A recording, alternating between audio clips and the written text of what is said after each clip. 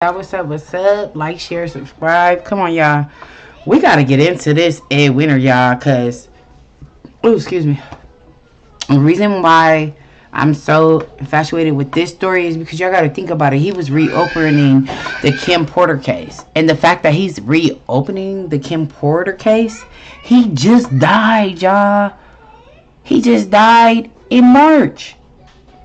And everybody really putting light to it now. Instead of thinking like, dang, how he died right after I'm talking about literally like not that long after Kim start reopening the case, he died, y'all. So we're gonna read a little bit into this. We're gonna get into this Ed Winter because we need to know who he is. Simple. And we're gonna get to the bottom of this.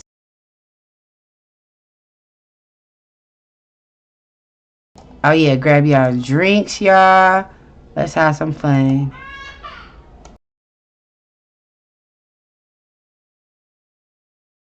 As Sean Diddy Combs faces the internet's wrath after being accused of physical assault, Deputy LA County Coroner Ed Winter's death has become the topic of interest. The passing of model Kim Porter, who was also the mother of Diddy's children, was allegedly investigated by the aforementioned policeman. Many now believe that the rapper played a role in his death. This comes in the midst of the lawsuit against the musician. Trigger warning: the following article contains details pertaining to S***Sewell and physical assault. Reader's discretion is advised. For those unversed, Cassie, who is best known as Cassandra Ventura, filed a lawsuit against Diddy recently. This comes after the latter allegedly R***ped and physically abused her multiple times. She also accused the I'll Be Missing You crooner of S***X trafficking. The music producer also alleged that Diddy made her consume alcohol and substances regularly. It was also alleged that the singer would force Cassie to have S***Sewell encounters with male PR**stitchets, which would be filmed by him. As the news made headlines, Diddy's past came under the microscope, which included the death of his baby's mother Kim Porter. Several netizens, along with Kim's ex-husband and rapper, I'll Be Sure, seemingly accused Diddy of being behind the death. Now, netizens are speculating that Diddy played a role in the death of Ed Winter, who supposedly investigated Porter's death. What happened to Ed Winter revealed as netizens speculate Diddy played a role in his passing. Yesterday, numerous netizens took to the internet to speculate that Diddy had mapped out the death of Ed Winter. Ex-user @DemetriaCaven tweeted, "So, Ed Winter, famed celebrity coroner, just so happened to also die after he was instructed to reopen Kim Porter's case to verify her original cause of death? He passed away at the age of 72. He investigated the deaths of multiple celebrities including Michael Jackson, Whitney Houston, Brittany Murphy, Tom Petty, and Corey Haim amongst others." Ex-user @sincerelyk_ expressed doubt over Ed Winter dying just after he was asked to reopen the case of Kim Porter's death as well. The model's autopsy initially revealed that she died from lobar pneumonia, which many refused to believe, including Porter's ex-husband I'll Be Sure. At the time of writing this article, there was no information online regarding the claims made by a number of internet users claiming Ed Winter conducted Kim Porter's autopsy and that he was asked to re-examine the investigation surrounding her death. Still, a lot of people conjectured that Diddy was involved in Winter's demise. It is worth mentioning that Diddy had not been linked to the death of Winter by law enforcement. Neither was he questioned as a suspect in the death of Kim Porter. Recently, a clip of rapper Jaguar Wright also expressing doubt in Diddy in a 2019 interview went viral online. In the same, Wright explained that several prominent figures of Uptown Records, including Andre Harrell, Heavy D, and Kim Porter, had passed away. She also mentioned that I'll Be Sure had gone into a coma. Wright conspired that Diddy was behind all of the deaths and I'll Be Sure's hospitalization as he was the only prominent figure in the company who had not experienced any health issues. She said during the interview, "Has Puffy, Diddy, ever been in a coma? Has anything happened to him? He must be the luckiest mother *****, because it seems like everybody that worked at Uptown Records from the very beginning are gone. Just him." As many continue to speculate about Diddy's alleged involvement in multiple deaths, news of him settling his lawsuit with Cassie recently made headlines. The terms of agreement were not disclosed to the public at the time of writing this article.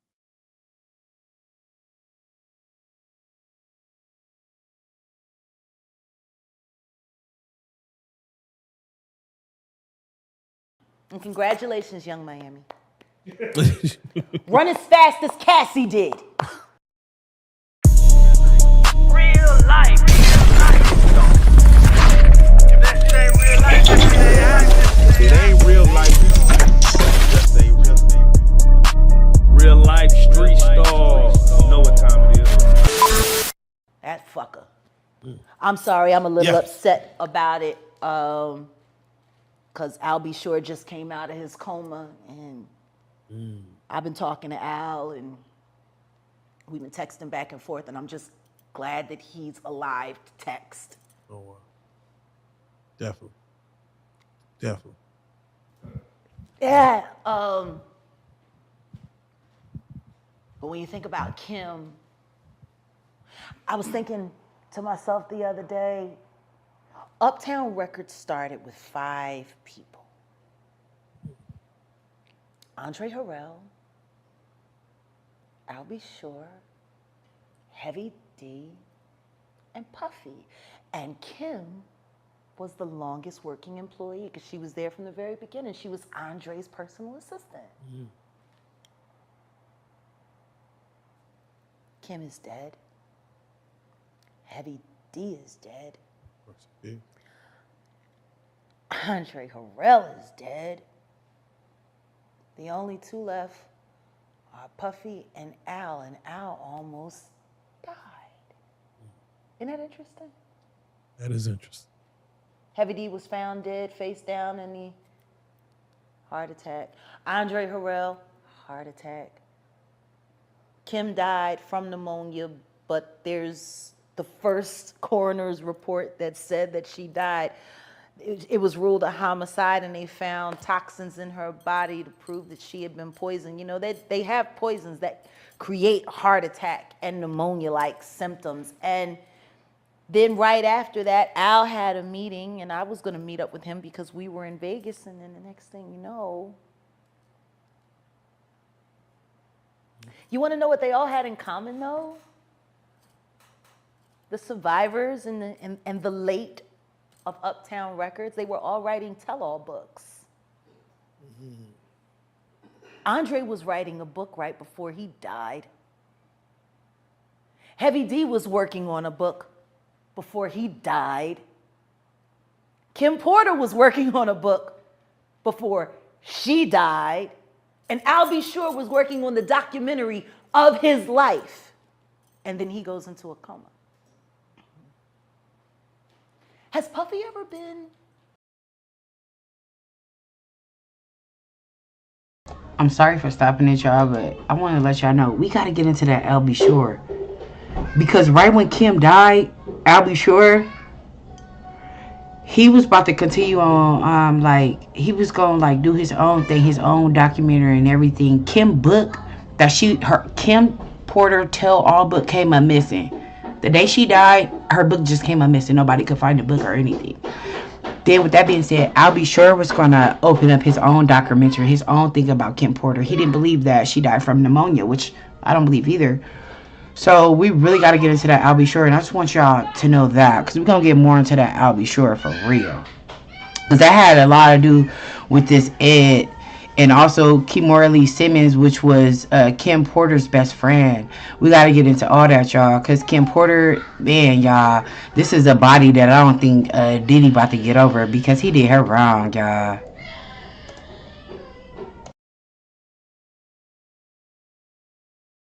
In a coma? Has anything happened to him? He must be the luckiest motherfucker, because it seems like everybody that worked at Uptown Records from the very beginning is gone. Just him. I guess Al disappointed you.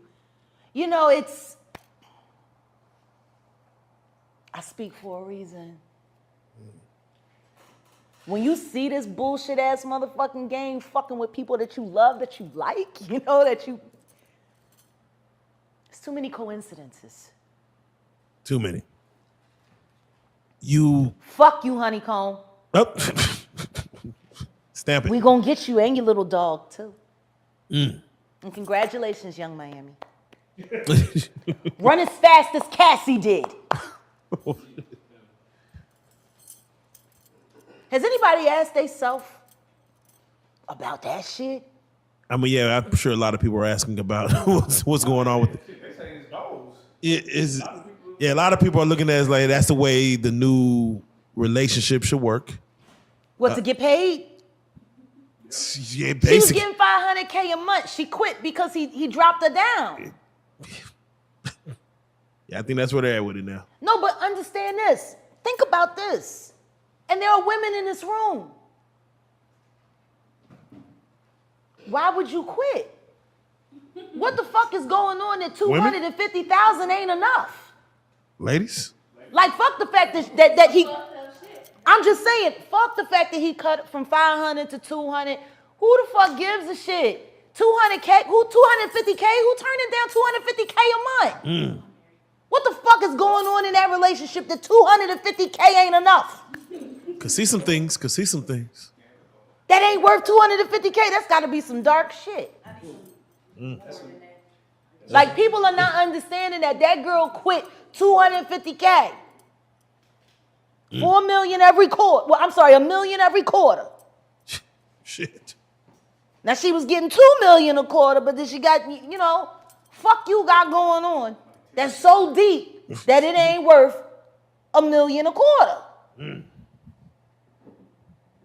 They told a story about Cassie one time, and she was saying someone had asked her why she cut her hair, and she was like, well, Diddy said he just liked it that way. And they said when she answered the question, it was like she was in a trance. Like, she was just like, I just don't know. Diddy just said he would like my hair this way. And they was like so in awe, like how she didn't even have a thought about it. It was just what he wanted. That's how he operates. He has people followed. He has people watched. He does all kinds of fucking, he's a fucking piece of shit. Too much money. I feel bad for the kids.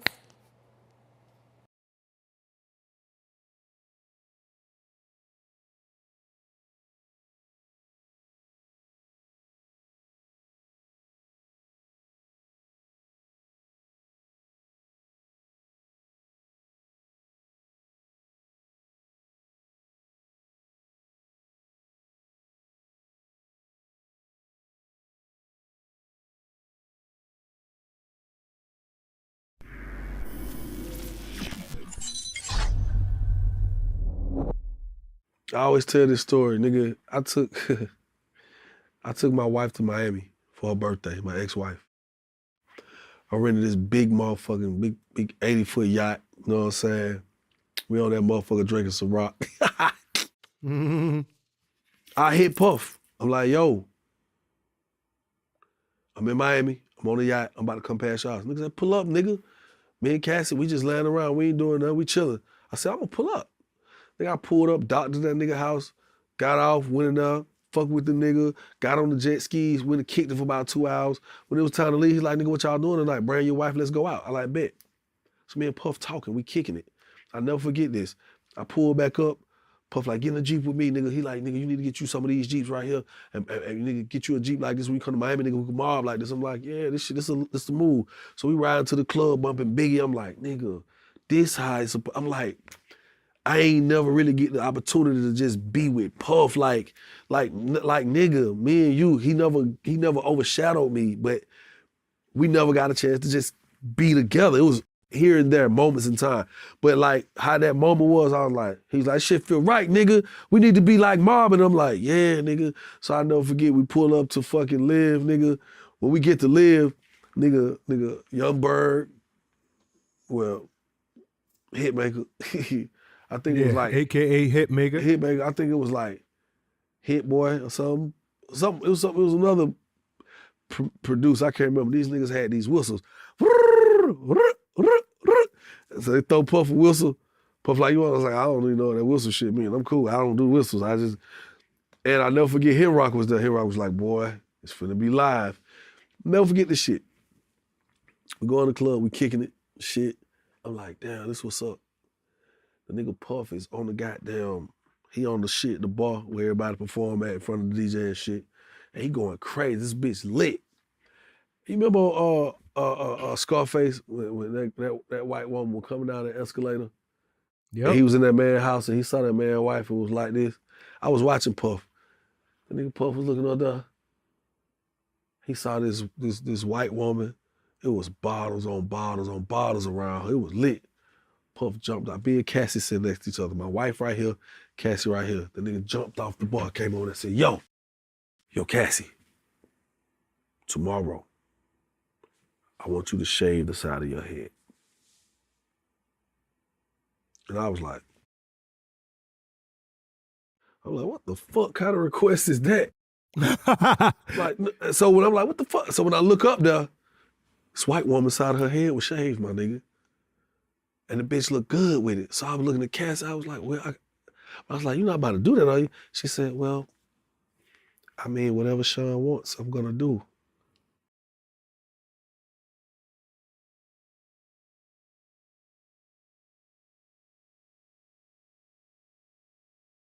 That's how he operates. He has people follow. Like so in all, like how she didn't even have a thought about it. It was just what he wanted. That's how he operates. He has people followed. He has people watched. He does all kinds of fucking, he's a fucking piece of shit. Too much money. I feel bad for the kids. Like, don't think that there aren't moments when I'm speaking honestly about that motherfucker that I pray that his children don't hear it. Because that's still their dad. I know what it's like to have a baby with a fucked up ass motherfucker. As much as I can't stand my ex-husband, I would never want my son to feel bad about either one of us being his parent. You know what I mean? Like, exactly. I would never want that.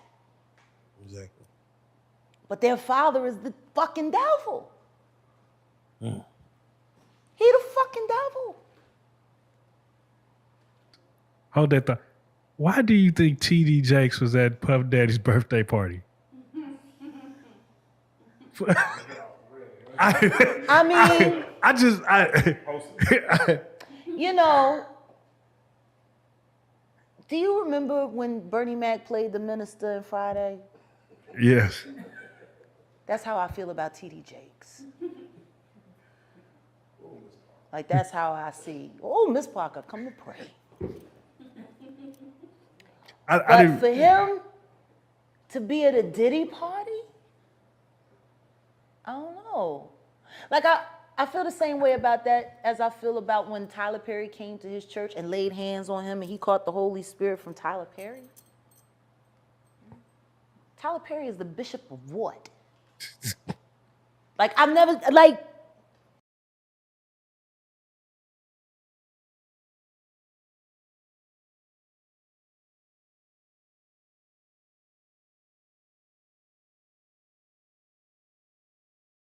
if you're fed up with the line, everyone else at school has one, then get your kids a telephone. Ladies and gentlemen, Ed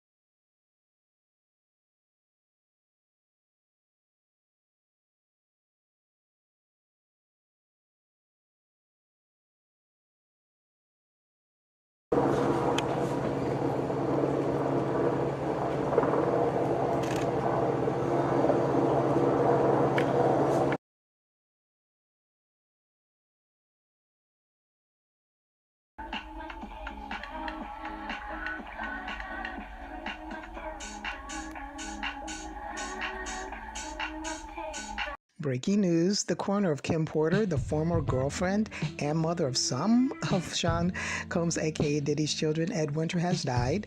Ed Winter was the initial was contradictory to what the other evidence that showed possible foul play, and that he deemed the results problematic. Problematic, that means that there's something there that proves that it was not natural causes or she was just ill with pneumonia. It was something in her system, a chemical of some sort, that shows that it was induced. His findings were filed as pending until further investigation. He was taken off the case, and then a new coroner came in and gave a very different result. Who took him off the case? Why? That seems very odd that his findings were not pursued by the FBI. After his findings, he was shut down. Then they brought in another coroner who simply stated it was due to pneumonia? Pneumonia. Really? It seems so. Ed Winter, Hollywood's coroner, dies at 73. Report. Ed Winter, who investigated celebrity deaths over nearly 2 decades of work in Tinseltown, himself died Friday, law enforcement sources told TMZ. His death was attributed to unspecified natural causes.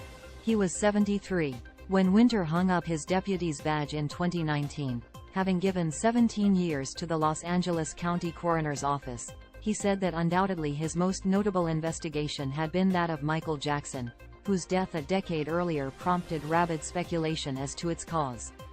Winter's investigation eventually led to a 4-year prison sentence for Jackson's doctor, Conrad Murray, who was convicted of involuntary manslaughter. A few years later, Winter took on the case of Whitney Houston, whose death was ruled an accidental drowning with cocaine use and heart disease as contributing factors. He recalled being introduced by a detective to Houston's family, including her first cousin, Dionne Warwick. She took my hand, held onto it and said, "You take good care of Whitney, 'cause you took care of Michael," he recalled to ABC7. Winter also handled the deaths of Brittany Murphy, Paul Walker, Tom Petty, and Corey Haim.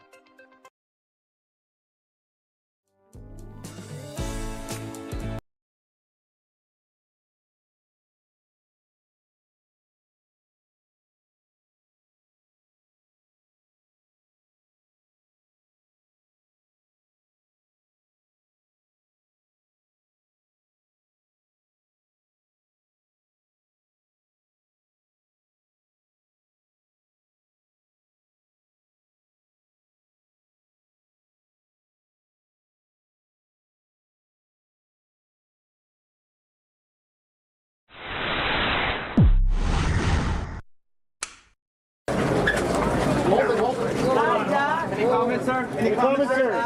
What happened here today? Did you get the files you were looking for? I'm Brad Boyer, one of Dr. Klein's lawyers. We've met with Assistant Chief Winter today. I want to let everybody know that Dr. Klein has been and is continuing to cooperate with the coroner's office in their investigation into the death of Michael Jackson. There will be no further comments on behalf of Dr. Klein at this time.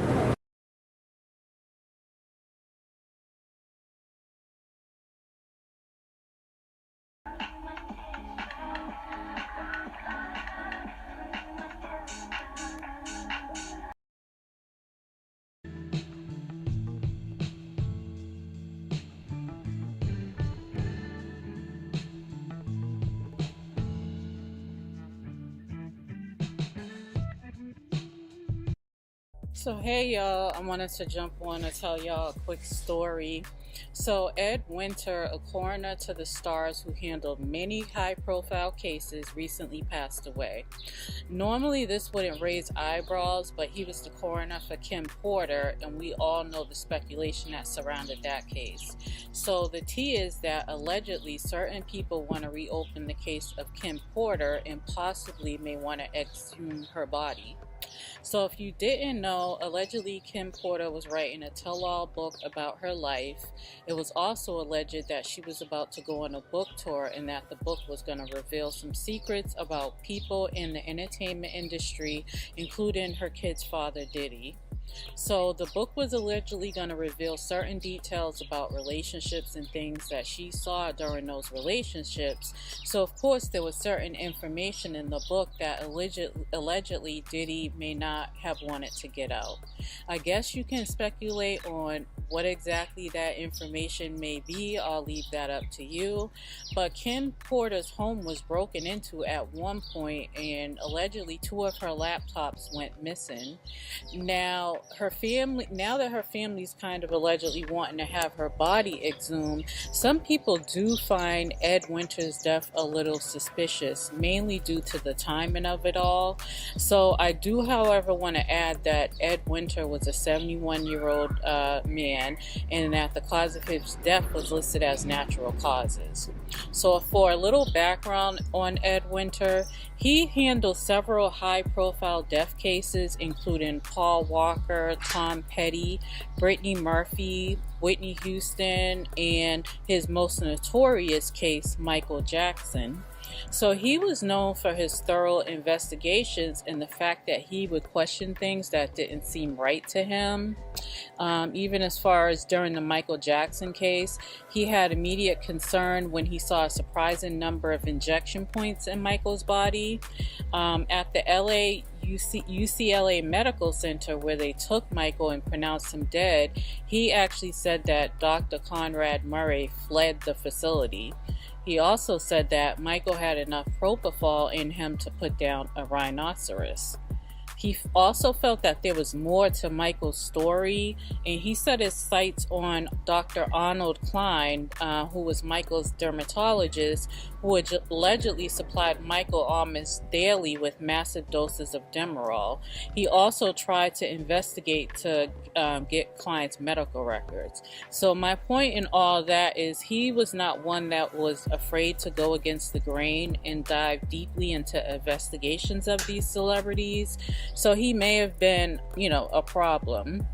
As far as the Kim Porter case goes, he was the initial coroner on the Kim Porter case, and allegedly he had vital information on the cause of her death that was contradictory to what the coroner after him had stated. Allegedly, Ed Winter did not say the cause of the death was pneumonia, and he allegedly found other reasons to believe that it could have been foul play, and he deemed the results problematic, meaning that there is something else that proves it may have not been natural causes, as was alleged that there was also chemicals found in her body that shows that it was induced, meaning put there. His findings were filed as pending until further investigation. He was then taken off the case and a new coroner was put on to the case, and that's when we learned the results of the autopsy that there was a finding of pneumonia. Now, I don't know if you remember during this whole time, it was like a time lapse in between when she passed and when they finally came out and said it was pneumonia. So 2 questions I have is who took him off the case and why? Now, with the new development, he now passes away from natural causes. So what it boils down to is that, Coroner Ed Winter knew the most details about the case, and now he suddenly passed away from natural causes. It could be something or it could be nothing. But as we all know, there have been definitely a lot of conspiracies over the years going around as far as it goes with Diddy and the alleged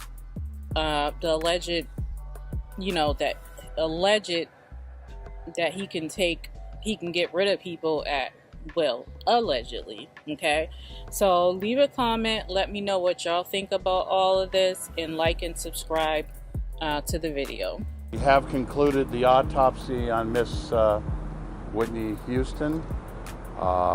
It was concluded today. There will be no cause of death at this time because it is pending toxicology, and that could take up to 6 to 8 weeks. At this time, her cause of death is deferred, and we are finishing with all of our testing, and will be an ongoing investigation. Beverly Hills requested a security hold on the case, so there'll be no additional information put out as far as what was discovered in the room, any details of that nature. I know there's reports that she maybe was drowned or did she overdose, but no, we won't make a final determination until all the tests. Yeah, and right after that, he got killed.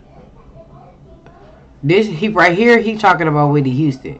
But I'm talking about right when he opened up the case again, he ended up getting killed. That is so crazy, y'all. Now, I want y'all to see, we'll have to watch a video where Diddy supposedly, allegedly has 17 bodies on him. Allegedly. You know, we gotta say allegedly. So we're gonna look at this. I want y'all to see this. This is crazy, y'all. I wouldn't even talk about a person this much, but man, it's something about Diddy that is just not right, y'all. Let's watch this other video. Thanks, Mom, for joining. Everybody that's joining the chat, thank y'all. Like, share, subscribe, please, y'all. This on the beginning.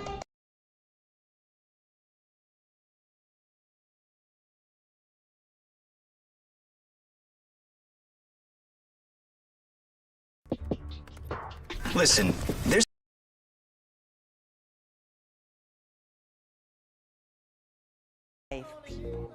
Andre Harrell, I'll Be Sure, Heavy D, and Puffy.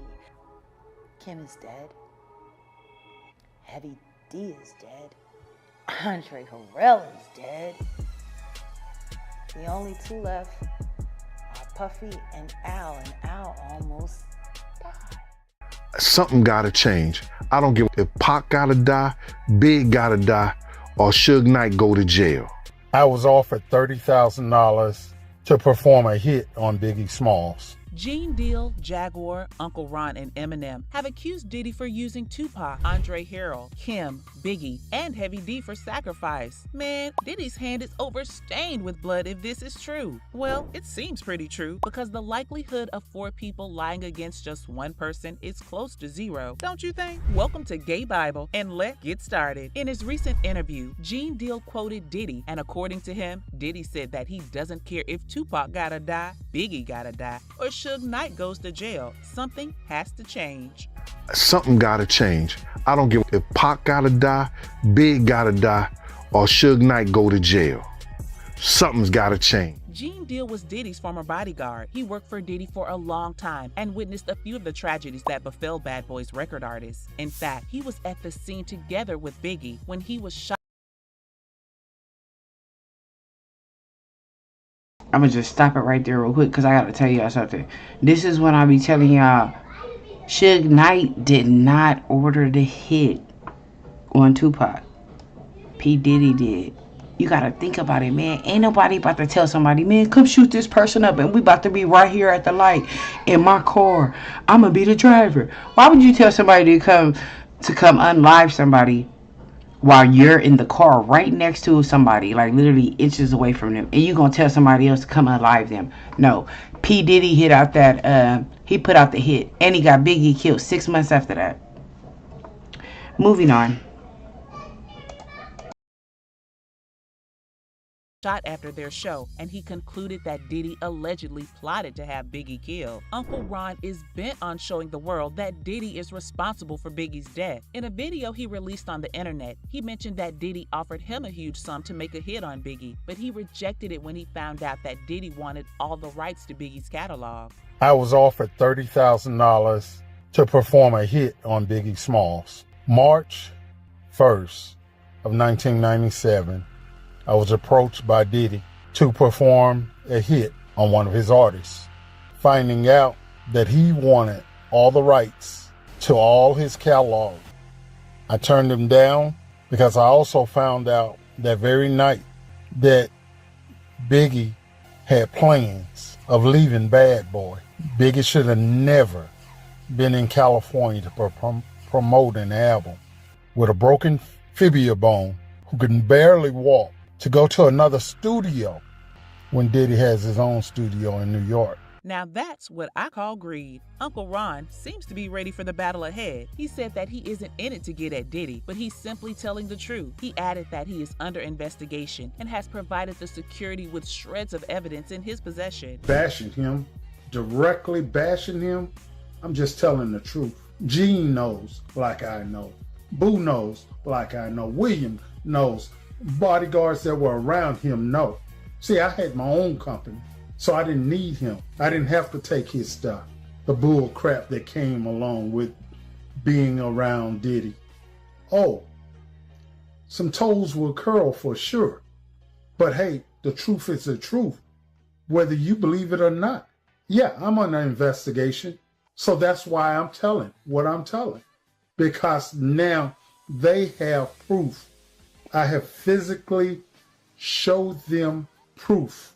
Puff is the founder of Bad Boy Records and had rappers signed to his label, but unfortunately, what is supposed to be a growth ground for rappers allegedly turned into a death trap. Oh yeah, that's what it looks like. Jaguar in her interview pointed out the pioneer people that had started the record label are 5 in number, and each of them except Diddy is either dead or has had a near-death experience. The surprising part is the similarities between their death.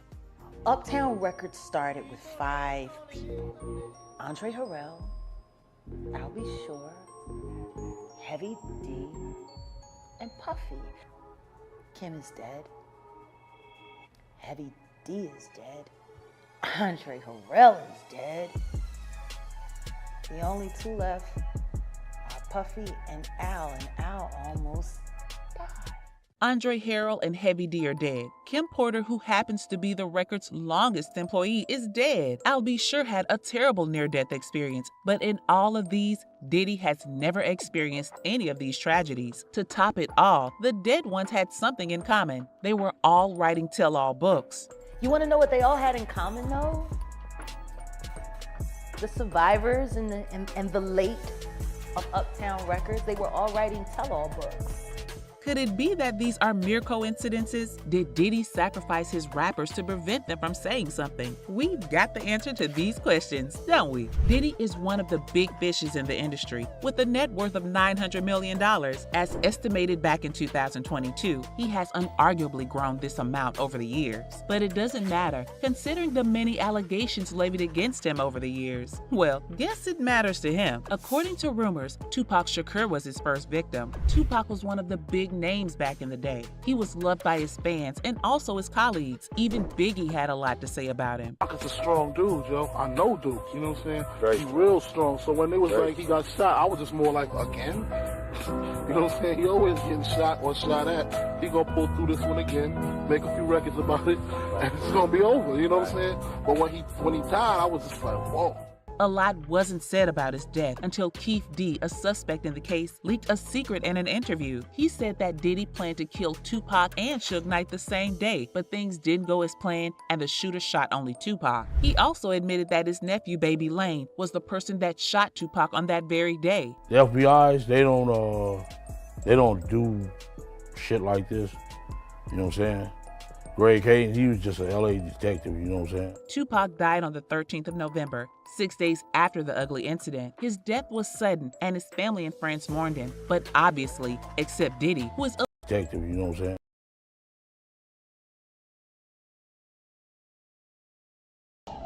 Y'all, this nigga right here snitched on himself and then went to jail. Like, what type of is that? Are you sitting here trying to tell your story when you should have did it a way long time ago when Tupac first died? Now you trying to tell your story. How can we believe anything? Then you retarded ass in jail. Retarded. I think most men will tell when the bag stops. Not only black men. Unbelievable how black men will tell on you when a bag stops. Yeah. Yeah.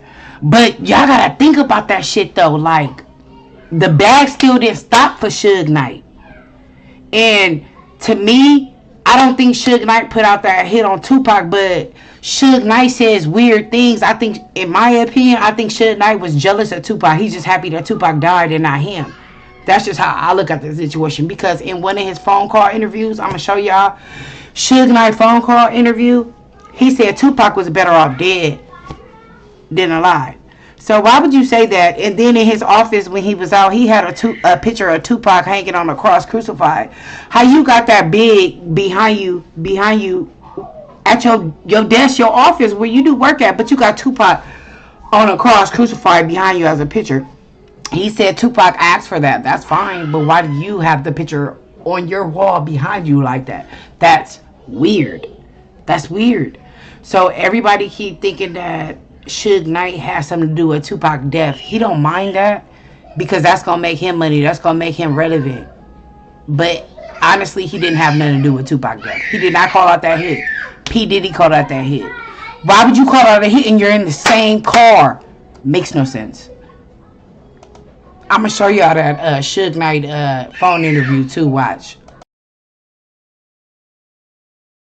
Tupac died on the 13th of November, 6 days after the ugly incident. His death was sudden and his family and friends mourned him, but obviously, except Diddy, who is allegedly glad that he is no more. According to rumors, Diddy killed Tupac to get him out of the way. He got what he wanted, but he didn't stop there. He moved on to Biggie, who died via the same means as Tupac. He was shot after a show. Gene Deal, who was with Biggie at the scene before he was killed, narrated in an interview that the incident happened when Biggie was about to leave Bad Boy Records after getting himself a $62 million contract. He said, but I'm about to get this money.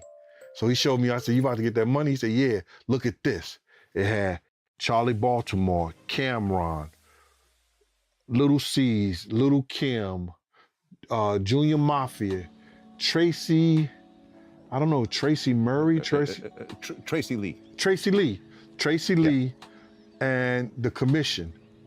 And I think the contract was for so many years for like 62 million. It comes out to like $62 million. Could it be that Diddy got to know Biggie's plans and the New Deal and became envious? Or did he become so scared that Biggie might move him away from the spotlight and decided to act fast? We know that the industry has been filled with competition, but what we probably didn't know was that such things could happen between Biggie and Puffy because they seemed close. Well, you can never tell. After Biggie died, Diddy reportedly began to distance himself from the situation and even went as far as lying to Biggie's mom, Mrs. Wallace, about Gene Deal when she asked. Biggie's mom didn't know a thing about Gene until she overheard him discussing the event. I asked Puffy, and he said he didn't know him. But the nigga showed sent the FBI and the LAPD to my job. His people did. According to Gene, Diddy knew that he intended to tell it all to Mrs. Wallace, and that was why he refused to let her know about him and the fact that he worked with him as a bodyguard. He knew that I was going to tell Ms. Wallace all what happened because he know I exchanged that night. Wow, Diddy seems to be on the fast lane at all times. It's even more obvious when he signed a $1 million contract with the publishing company that was supposed to publish Gene Deal's tell-all book on the condition they were going to abandon Gene's book project. Now, isn't it too obvious that he's trying to hide his devious acts from getting exposed by all means? Even though Diddy tried to stop Gene's book from getting published, it's safe to say Gene is the only one still alive after trying to publish a tell-all book. Kim Porter, Bad Boy Records one-time secretary and Diddy's girlfriend, died while writing her tell-all book. Al B. sure slipped into a coma while writing a documentary on his life, but thankfully he survived, and he's been in contact with Jaguar. What about Andre Harrell? He died of a heart attack in his 50s, and it was reportedly due to Diddy's maltreatment. Andre Harrell was also a big name when he was alive. During his interview with Los Angeles Times in 1992, he made public his goals and aspirations, saying, "My goal is to bring real Black America, just as it is, not watered down, to people everywhere, through everything we do." Too bad he wasn't given the chance to actualize his dreams. Let's talk about Heavy D. Diddy's name is on many people's lips whenever Heavy D's death is mentioned. According to the news, Heavy D was found dead on the kitchen floor of his apartment, and after a medical examination, it was declared that he died of a heart attack. Something is fishy here. His family has been waiting for more information about his death, but it seems it isn't coming anytime soon. Heavy D's fans mourned him and also left a goodbye note on social media when the news of his death was released. A fan shared an incident when Diddy allegedly embezzled funds raised at a charity organization in which he organized. He wrote, "I remember when this happened. The event was oversold and the money raised for charity disappeared. Puffy, Jennifer, and Heavy D skated on. So sad that so many families lost so much that day. Thank you for bringing up the historical truth, as people put these icons on pedestals, but at the very base of them, one can see they have no substance and are made of clay. Puff has always found a way to make money off one's misery. God bless all who survived this incident and his rhetoric and his rhetorical reckless ways. Tupac, Biggie, Andre, and Al-B aren't the only ones that suffered tragedies at the hands of Diddy. Kim did also. In fact, hers was more felt in the industry, being that she left her not-so-grown beautiful girl twins behind. According to the medical report released initially, it said that she died of pneumonia, but after further scrutiny, it was discovered that she was poisoned.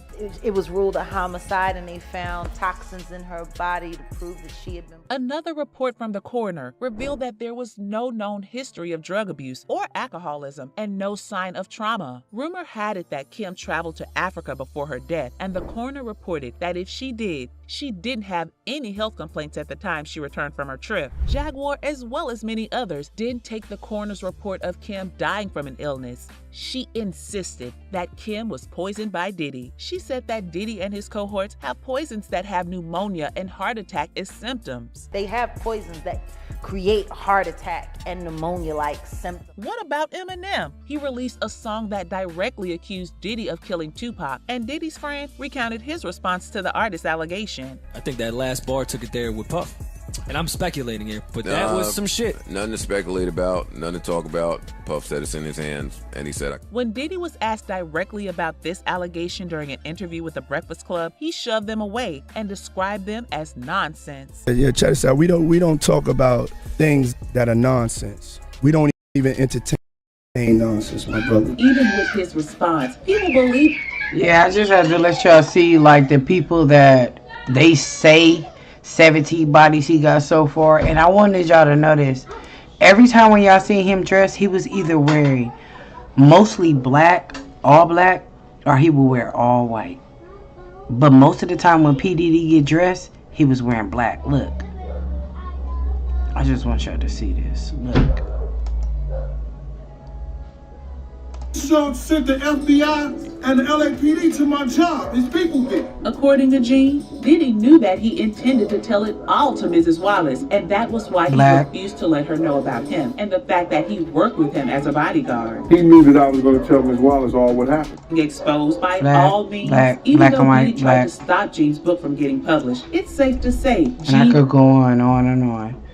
He wears black. He'll wear white sometimes, but he mostly wears black and white or all black. It's just weird. This shit is just weird. I want y'all to see this too.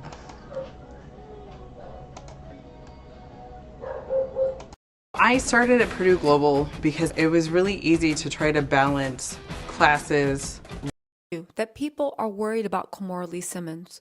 What if I told you that she saw what happened to Cassie and she may want to put a cloak of protection around her?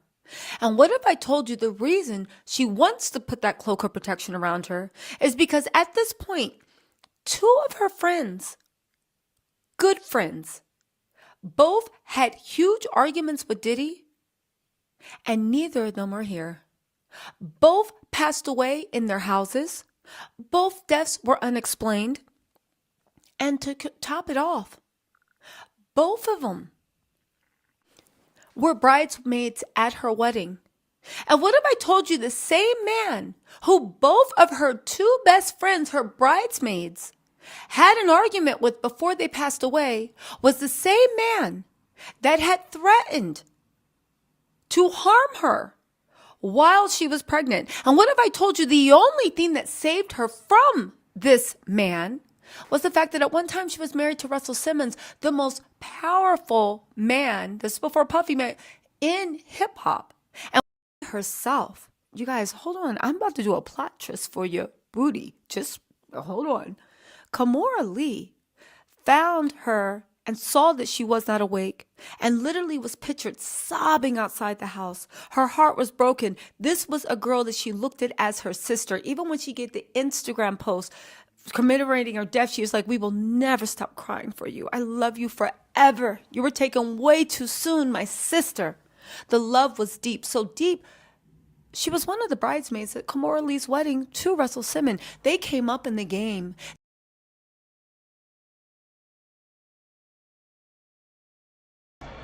I had to stop that real quick because I want y'all to know, Kimora Lee Simmons, she better watch her back.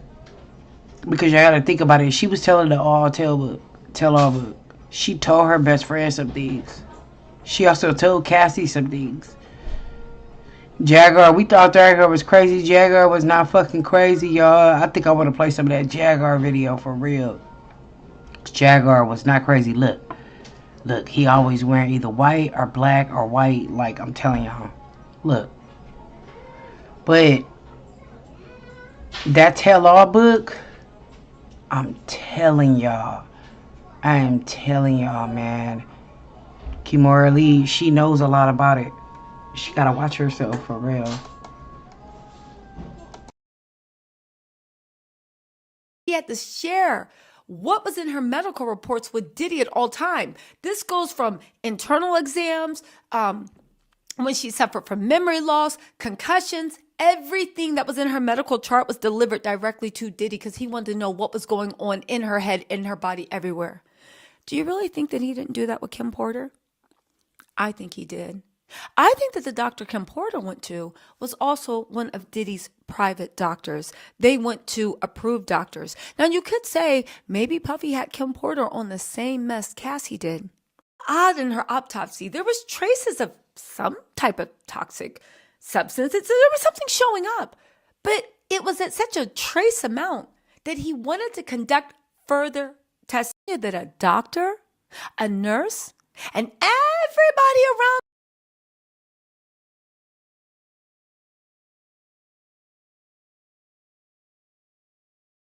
her missed. What if I told you that? And what if I told you that Ed Winter, the coroner to the stars, right, died a year after he did the autopsy on Kim? What if I told you that? Ed Winter, coroner of the stars, passed away at age 73. Now, what if I told you that Ed Winter, who investigated celebrity deaths for over nearly 2 decades of work in Hollywood, died from unspecified natural causes? What if I told you that? What if I told you that? He died, I believe, March 19th, 2023. Few months after Kim Porter did. What if I told you that? Now let's get into what is the second. Because again, this needs to be called Surviving Diddy. There is so many things hanging over. Everyone around that man passes away from mysterious natural deaths. This is why people are saying Kimora Lee is concerned. This is why Kimora Lee posted on her Instagram. She wants to start. Let's pull it up. Kimora Lee actually went to her Instagram after Cassie came out and posted a beautiful picture of Kim Porter as a kid. And she said, starting a girl gang of women aggressively supporting other women. So hands up if you want in, because if we get enough people, we're totally getting jackets. People said that Kimora thought about what happened to Cassie. She thought about what happened to Kim. And people said that she still had questions and she wanted answers. But Cassie proved that the more eyes that are on somebody like Diddy, the safer you are. She also posted strawberries in the shape of hearts, which many people thought she meant love, which many people thought was a pointed promise to Diddy that she didn't forget and that things were adding up. Let's get into also the second person that Diddy got into a heated argument with, that wrote a book. Did I mention that Kim said she was writing a book? That wrote a book about Diddy that Diddy did not appreciate. Who was that girl? Her name was Erica. She was a beautiful woman. Gorgeous. All of their friends were Kim, Kimora, Erica. I guess they were all old models. They were doing it. But let's talk about Erica Kennedy. Erica worked in fashion and the music industry. As a media writer, a blogger. Trapped with in-laws this holiday season? Did you hear the owl? Escape to any of our 24.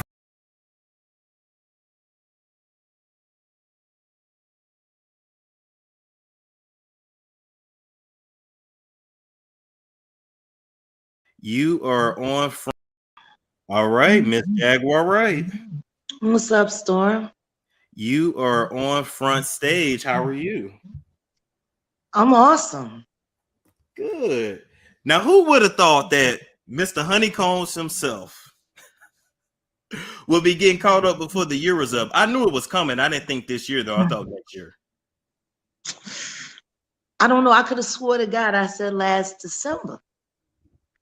In January and February and March and April that pussy was getting booked this year. What's your opinions on everything? I mean, what opinion do I need to have? I was fucking right. I was as right as my motherfucking name. I said it when I was sitting there with them fucking ungrateful fucks over there on that blue couch. I warned Young Miami. I said, and you better run as fast as Cassie did. I fucking said that shit. Now look at it. Look at it. Fuck you mean? I am so sick and tired of constantly being questioned because I have the audacity to say things in real fucking time. This shit that y'all getting right now, this ain't real time. Y'all behind. Bilal? We ain't even gonna talk about Brother Bilal.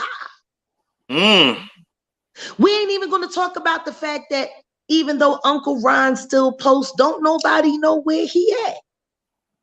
Yeah, what happened to him? That part. I don't know, allegedly Whitsack. Oh my God! Speaking of Uncle Ron, the last communication I had with him, he was like, "I gotta go away." Yeah, after they whooped his ass with baseball bats. Oh yeah. Oh, I'm gonna just play y'all video real quick so y'all can see who Uncle Ron is. Remember P. Diddy Umbrella Man? This how y'all know that P. Diddy is weird, y'all. Like they said he likes certain shit. He made this man hold his umbrella for him, and they said he was, graping them and all type of stuff, but he liked it. Let's just watch this real quick. We're gonna watch a little bit of it, and then I'm gonna go back to Jaguar Wright. But this is very important. I want y'all to see because y'all done forgot about this man.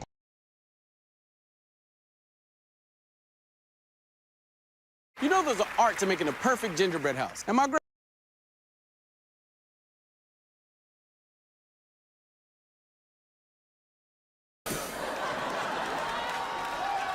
You're welcome. What kind of grandmama you got? Culture and representation, there are a few things more important than the qualities is songwriter, actor, fashion guru, choreographer, and media personality, Farnsworth Bentley. He's best known for his dapper style and gentleman presentation, and for his media and musical associations with P. Diddy, Andre 3000, and Kanye West. Farnsworth is credited as a pioneer for adding the formal style of suits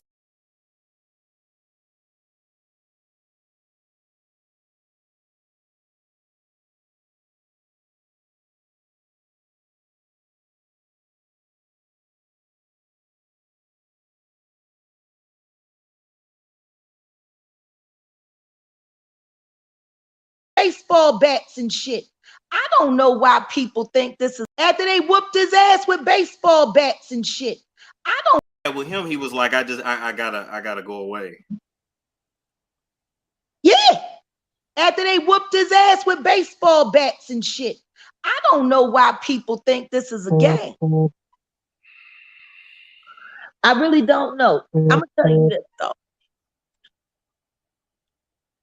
And you know what? I look a mess right now, but I don't give no fuck. Cam up. There you go. Cam up. I don't give no fuck. I'm so right. I can look wrong than a motherfucker right now in this moment. I don't give no fuck. People, you know, Storm, regardless of what anybody has to say, you have a video right here on your channel that has what, 2.3 million views? Yep, of me and you talking about some of these very real details that have been illuminated and fucking just spread all over the internet. I'm sorry. Are niggas mad that I'm ahead of the curve? Or are niggas mad that I ain't lying about nothing? Ain't nobody, I ain't gonna owe nobody $4 million. Oh we, they get mad at the way you say it. Now there it is right there, 2.3 million. That part. Have you been sued and demanded to take that video down? Never. Nothing. I'm just saying. If there were real defamations going on here, you would have been forced. I mean, ain't that what happened to the gold shoe witch? Right after, yes, immediately. Jada said, we suing. Yikes. With her track record, good luck, Tuts. Good luck. It's a very good point. All differences aside, I think it is time for us to talk. Definitely about a lot of things. I think about a lot of things. I think you're gonna shed light on a lot of things I had suspicions of. Yeah. And well, let's just be honest. Our conversations, I think people were expecting there to be this huge smear fest between you and I.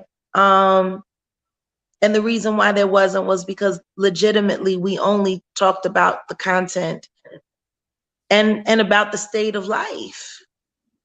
That part. That's just the honest to God truth. I couldn't tell anybody anything about your personal life or we didn't have those discussions. We talked about the content. And you know, what if I told you that you can use motion array to improve your videos fast? For example, you know, of all of the YouTubers that I have. Let's say that you got a lot of people that tried to be me and they I got something to say about this because I want to make it very clear in this moment. Cassie, I will advocate for you. No different than I did for Jennifer Huff. I will advocate for you. Because see, I know something that a lot of people don't know. I know that you and Kim Porter had a sit down right before she left us. Tell him, please, tell him. And I know Kim had some very good advice to give you. And I believe that this is why things are happening as they're happening now. Kim was smart, wasn't she, Cassie? Kept you alive and kept you safe. I will advocate for you. I went to shits. Fuck Honeycomb. But you are a victim. And I know that.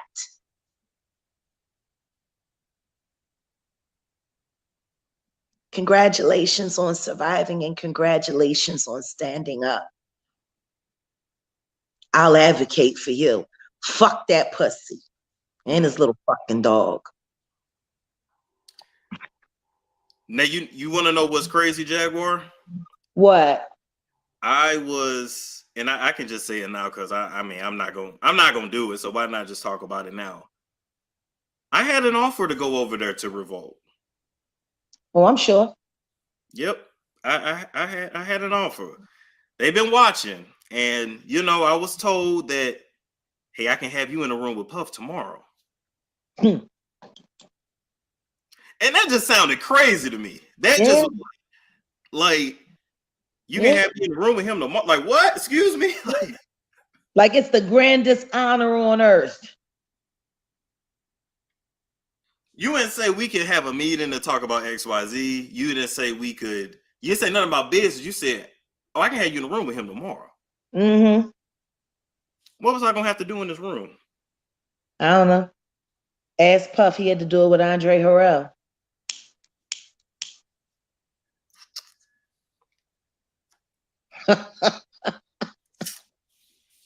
All I can do is suck my teeth. Then I was told we can make you the next Jason Lee. I ain't trying to be another Jason Lee. Who wants to be Jason Lee?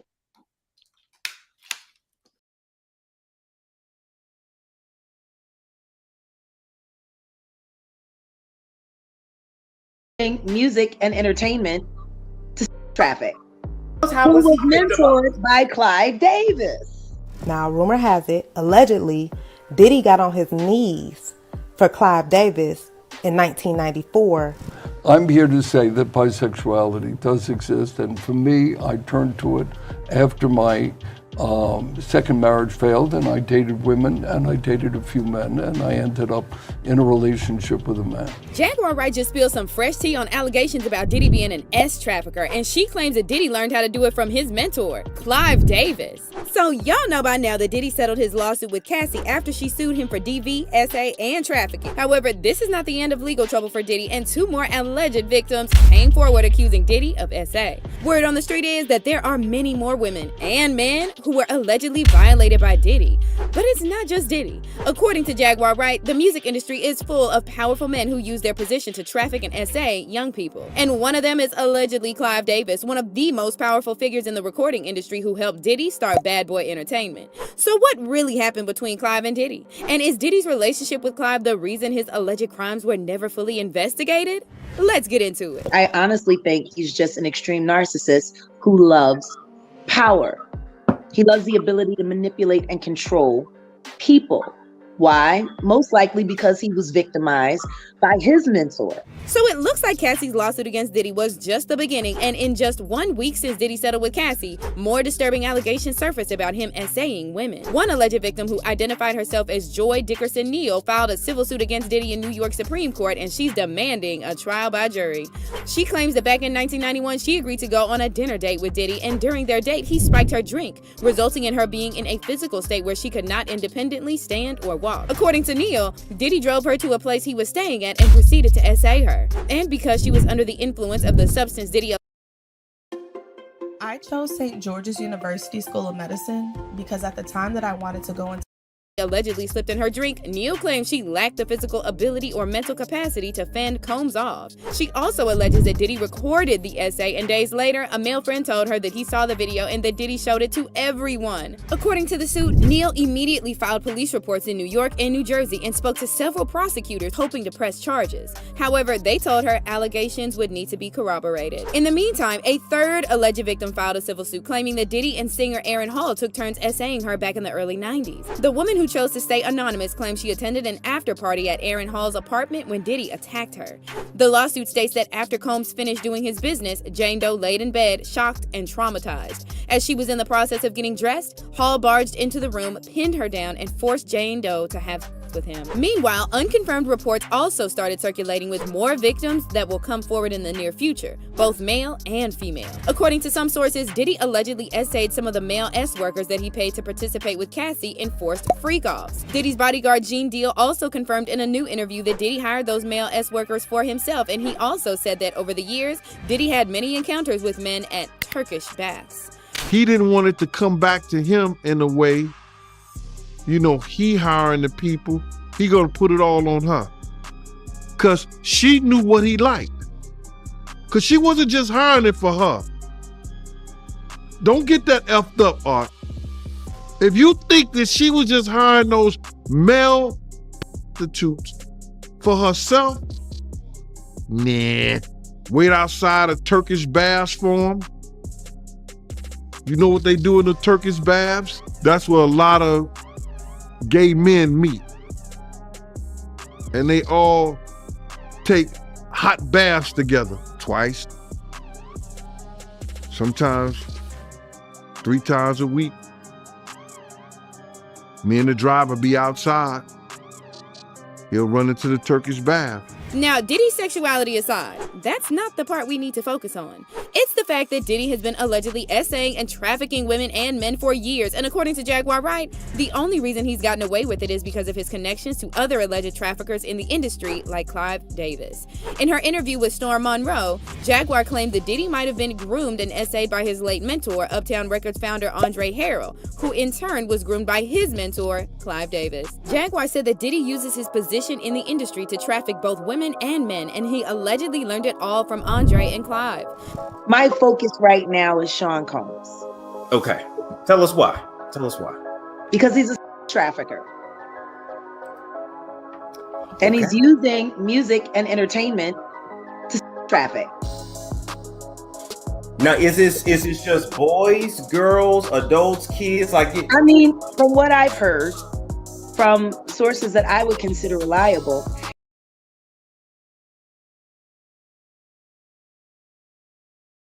All right, y'all. Now we about to get in this Aaron Hall. I just want y'all to know a little bit about this Aaron Hall, because Aaron Hall was kind of putting it out there. Like, man. I want y'all to see this.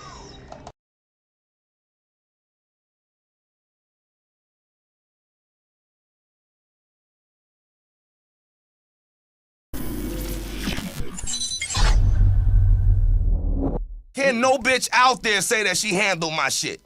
My father's a pastor, so my whole thing is that my grandfather being a pimp, it's just like I'm third generation Aaron Hall III. My father's is Aaron Hall Jr. He's a pastor, so I just skipped over it like checkers. And my whole thing is that if you never heard a girl say that no fucked up trick shit about Aaron Hall, then you understand that let's chill shit is some real shit. So that was basically like from some life experience?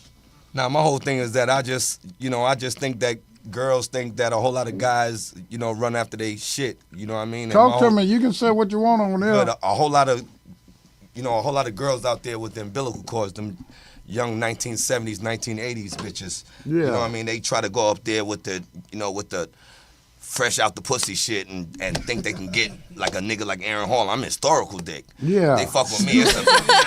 That's right. If they fuck with me, it's a big dick. Everybody know my son's mother. Everybody know that shit. So yeah, that's glory, ain't it? Tell them about it. So when you put Aaron's on it, when you fuck a bitch for 3 days and take the bitch hand and take him out of the man's hand, then you a retired pimp. Yeah. But at the time, as soon as I came to South Beach, I just grabbed her, and she'll tell you the same story. I just grabbed her and fucked her for 3 days, then Aaron's got on her pussy with an apostrophe S. Yeah. Like it's Aaron. I mean, with it was 3 like colors on it. Yeah, crazy glue. And my whole thing is this, is that if niggas can't handle me, I'm not gonna never let them get my last name. If you can't handle my dick, you ain't getting my last name. So I've been single for 50 years. All right now. A whole lot of niggas out there, from Jamie Foxx to like Denzel Washington to whoever. Everybody know me. Yeah. So everybody know if I say it, I'm gonna fuck it to death. I like the fucking public, you feel me? Yeah. So niggas can't say nothing about it. Them square ass niggas, them precious cake little dick niggas. Yeah. I like for them niggas to see how I fuck. Like if you speak to Jodeci or Puffy or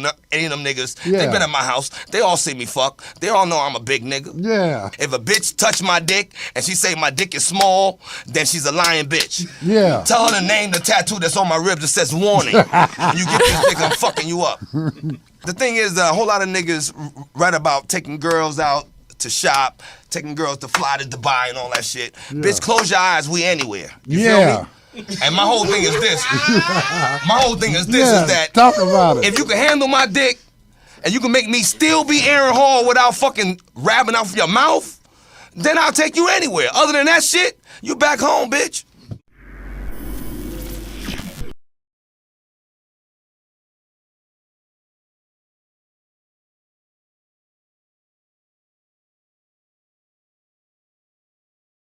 filed over the last few days against some well-known names. It came just before a law waiving the statute of limitations for such claims was set to expire. CBS's Elaine Quijano reports that among those facing accusations are New York City Mayor Eric Adams, some high-profile celebrities, and now a former governor. Thorough investigation. Celebrities including Jamie Foxx, Sean Combs, and Axl Rose have also recently been named in civil lawsuits filed under the legislation. All have denied the claims. Signed by Cuomo's replacement, Governor Kathy Hochul, in 2022, it created a one-year window for adults to file suit against their alleged abusers and any institutions that enabled them, regardless of statutes of limitations. In all, about 3,000 lawsuits were filed. Some people who were victims of rape or victims of sexual assault may not have viewed themselves in that light even years or decades ago.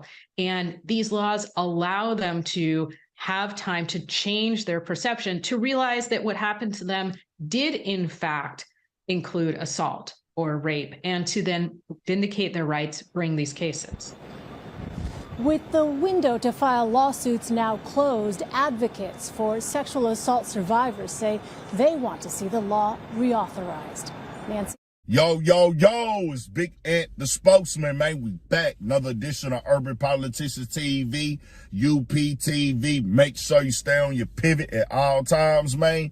Had to come tap in. And one thing about the game today, you got to expect the unexpected. We're in the age of information now, and a lot of the news that we get in real time, they got a lot of people to the point where we are desensitized to things that might have shocked us in the past. And here we go again, as Diddy, in less than a week, has been hit with his third lawsuit, and this time it got tied into Aaron. And as I said before, this is not a criminal case. This is a civil case. I don't have any evidence. I can't solve no crimes from no cell phones. I'm not an investigator. I'm not part of SVU on Law and Order or nothing in that nature like that there. But all I can say is that they got hit with these lawsuits under this act that y'all just saw. And I had a link in the description where y'all can watch that in full from CBS. And I'm going to get into the write-up in just a second from CBS.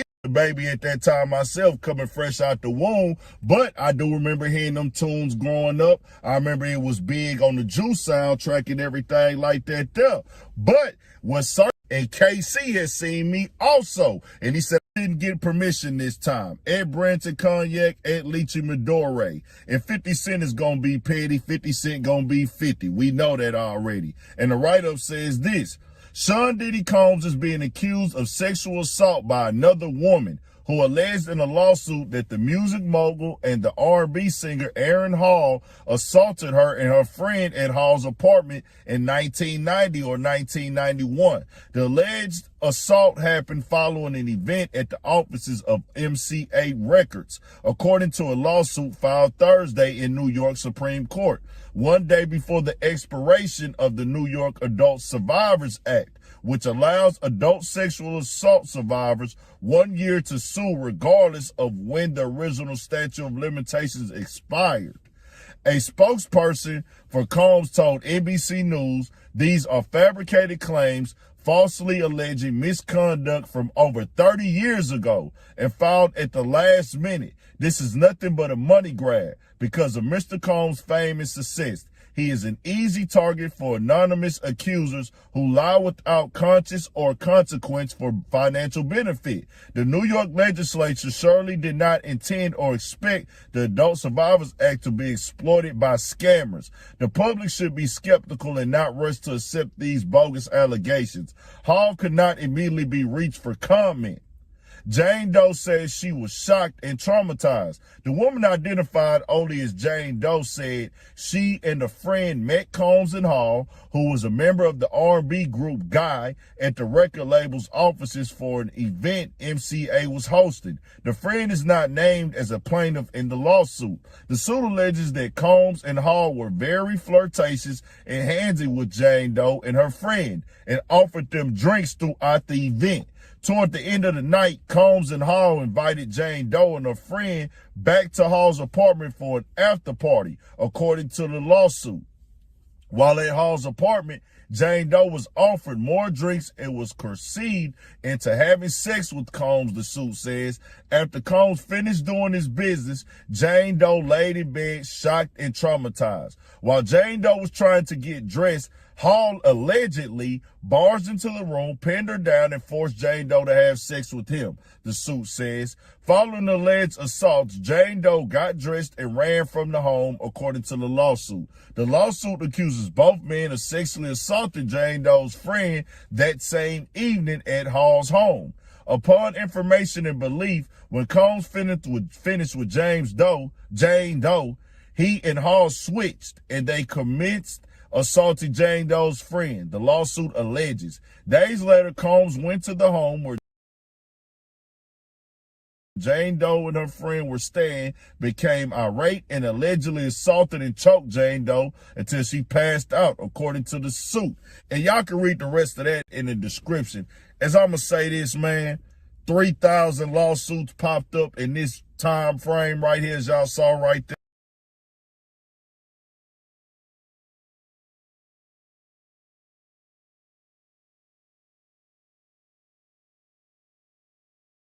And be quiet. Y'all, the arrogance of these men in...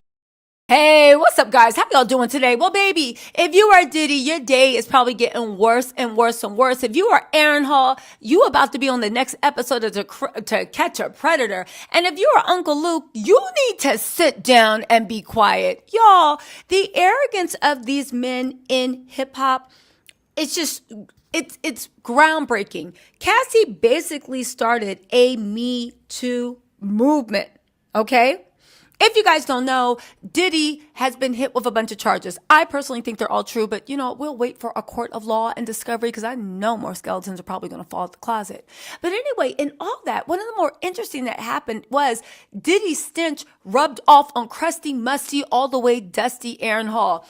In between him bragging about, I like to F in public, y'all, cupcake, right? Just acting like, ugh, right? Because he was doing this all showboating and bravado, because apparently all he got to offer is some hard D and bubblegum, and he fresh out of bubblegum, right? He basically confirmed that what the victim said in the lawsuit against Diddy, that they were running trains on them and switching teams and tag teaming and Eiffel Towering, like whatever else, those situations actually happened.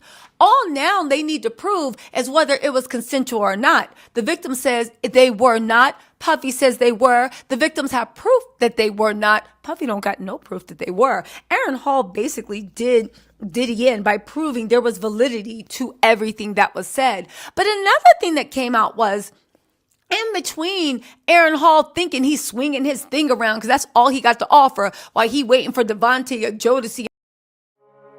My postpartum depression was something that I didn't really know much about. See him Puffy to sit there and watch him work. I'm just saying, baby, just come out the closet. Talk like adults. I'm not a child anymore. I'm 44 now, right? So then he said back then, that's my girl love, Gloria. Now, the interesting thing about this is these were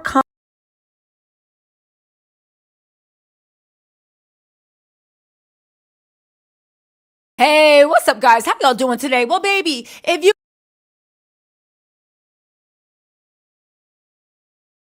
All dudes, my truth as I seen it, saw it, and was involved with it for years.